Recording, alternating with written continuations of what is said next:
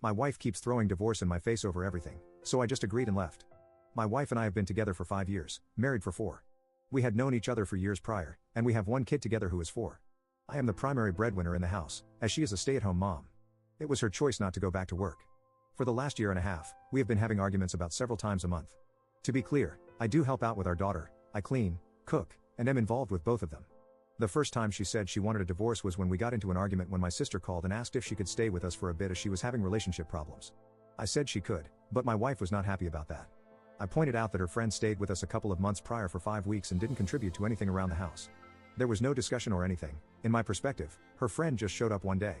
She was a stranger to both me and my daughter. On the other hand, my sister is lovely and has a great relationship with our daughter, and I thought my wife was as well. She ended up staying with us for a week, helping out around the house, cooking, cleaning, and watching our daughter when needed. I thought we both forgave each other and moved on. The fights are usually over something small, and most of the time are not started by me.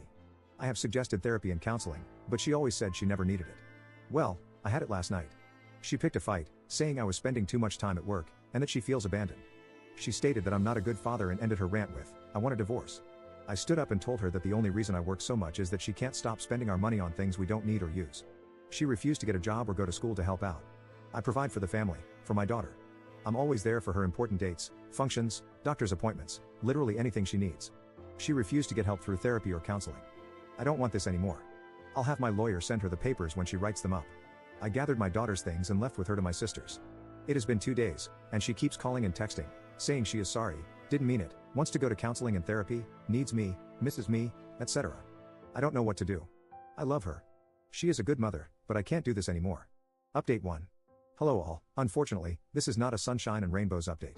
I want to point out some things that it seems were missed or looked over. I would do everything again if I had to, including taking my daughter. I have pushed my wife to go out, find a job, get a hobby, meet new friends, and do something, anything. I asked about seeing someone for help, but she would not listen or consider anything I have presented. She kept saying no, or she was not the problem. My daughter is my priority.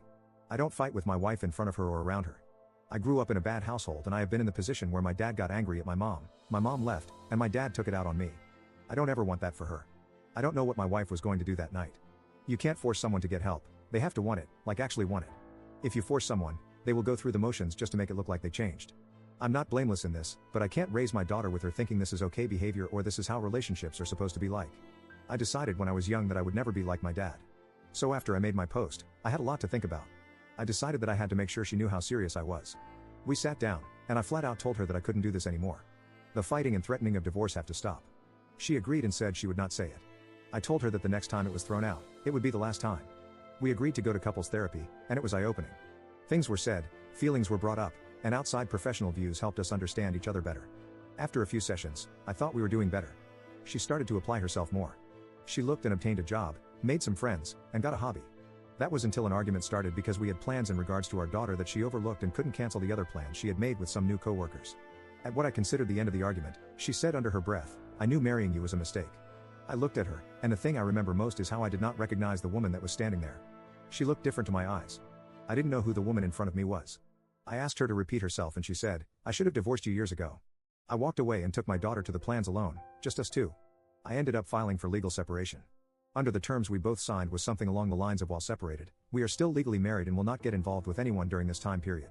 Finances will be separated, but bills will stay as currently split. I would still pay for insurance through work. Other things that were in it were therapy sessions that would continue both as individuals and couples. I would move in with my sister, and we had shared custody of our daughter 70-30 split.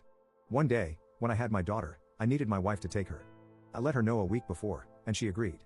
The morning of at 7:30, I went to drop her off at the house and noticed an unfamiliar car in the driveway. My first thought was, she must have a friend or girlfriend over. I rang the doorbell, out of respect, and waited with my daughter when a shirtless guy opened the door and asked who I was and what I wanted.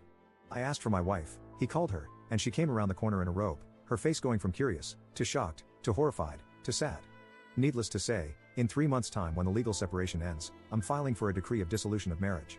My daughter is safe, she doesn't understand what's going on other than daddy and mommy are not happy with each other. As stated above, she is my priority.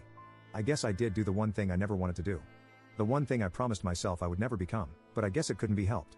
I ended up just like my parents. I don't know what a healthy relationship looks like. I hope I can just show how much love I have for my daughter and raise her the best I can.